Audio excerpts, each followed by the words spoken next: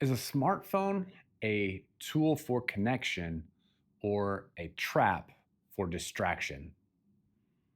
What about a hammer or a handgun or even something like AI? See, we have to ask, are these technologies inherently good or evil? Stick around because today on Wisdom in the Wires, we are exploring how technology shapes our lives and how we can use it faithfully. Welcome back to Wisdom in the Wires. I'm Dr. Daniel Passini, and I am here to help guide digital pilgrims to human flourishing. We are exploring how we can navigate technology faithfully. And today we're tackling the big question: is technology good, bad, or inherently something else? From pens to AI, today we're going to unpack two common viewpoints of technology: instrumentalism and determinism, and how and what they mean for us and how we can look at technology differently. So let's get started. First, let's look at the viewpoint of instrumentalism. This viewpoint says that technology is neutral, that it carries the values of the person using it. Think of it this way: there's a classic phrase that says, what? Guns don't kill people, right? I bet you can finish that phrase. People kill people.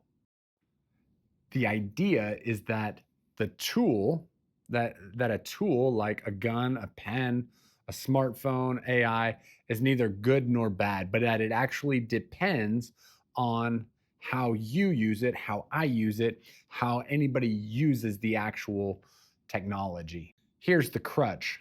There's a man named Steven Vanderleest, and he puts it this way. He says that technologies have inherent purposes, right? That you wouldn't use a paint roller to fire a bullet, right? Or a gun to paint a house, right? So these technologies have inherent purposes to them. Every tool is designed with a specific function in mind.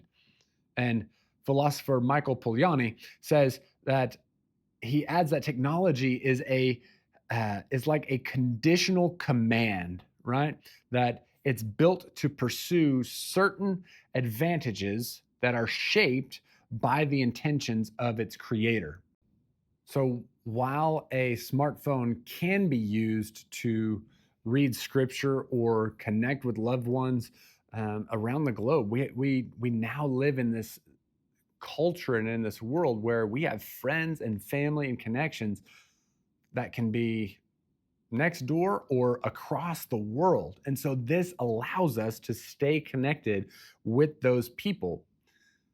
But we can't negate the fact that these devices, our phones, our computers, our tablets, are designed to keep us on them, to keep our eyeballs on these devices, to constantly be scrolling, right? We are given this intermittent reward schedule through social media that you may get a reward, you may not. You may get a like or a comment, you may not. And so there's this intermittent uh, reward schedule that's put into play. But then there's also the endless and infinite scroll that happens, especially with social media. It used to be, oh, you've reached the end of all current posts, and like that would be the end. But now it will just keep scrolling forever and ever. So you can just keep scrolling, just keep scrolling, just keep scrolling, right? Like Dory from Finding Nemo.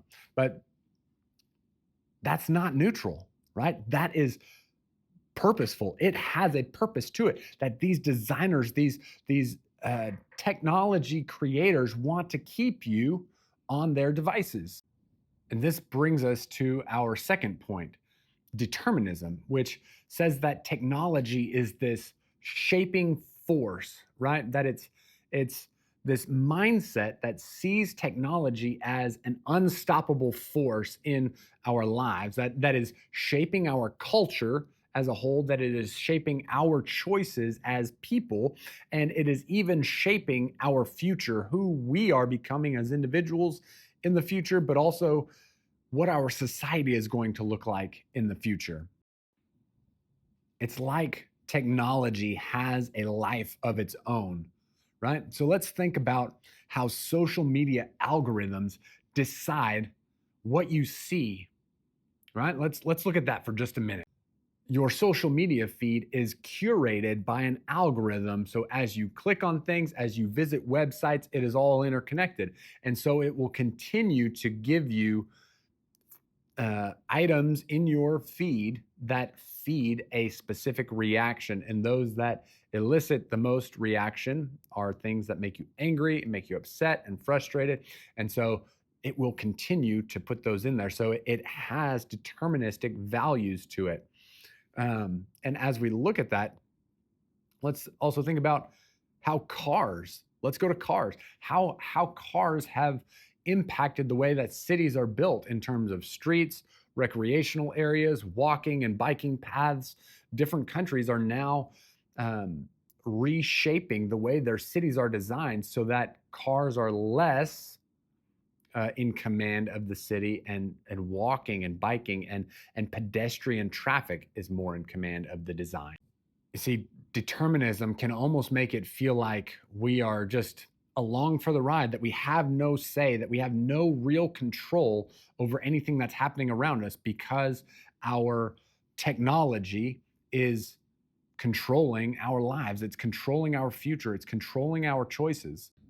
But here's the problem that lies in that viewpoint and in that worldview of that deterministic worldview is that it actually strips us of our God-given ability to choose, to make a choice, right? As the image bearers of God, we are given this ability to choose, and we are given this calling to steward technology, but not to be ruled by it. You see, choice is vital, right? We can use technology in redemptive ways, or we can use it in corruptive ways. And it's our choice, right? That we are like neurosurgeons who play video games to improve their surgical precision when they are working on a patient. Or we can use our technology in ways that harm, right? That we can use computers to hack into databases and create havoc, right? We can use guns to harm people, or we can use them to harvest meat for our family. We can use a car to transport somebody to a hospital, or we can choose to use our vehicle to run people over and harm them, right? So we have this ability to choose. And so the question is not if we should use technology, or if we should use smartphones or artificial intelligence or tablets or computers. The question becomes, how are we going to use it? And so this is where I want to offer us a third way to look at technology, and that is to not fall into the either or way of thinking, but to think of both and to draw those two ends into tension with each other, and for us to live in the tension between instrumentalism and determinism whenever we are interacting with technology. You see, instrumentalism reminds us that we have the ability to use technology and to use these tools for good or ill. But we cannot overlook how technology's design influences us, right? So we have to keep both of these things in mind whenever we are interacting with our technologies.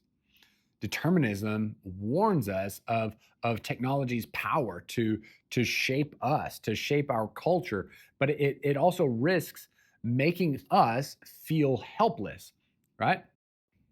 And so we are called to live in the tension between those two things.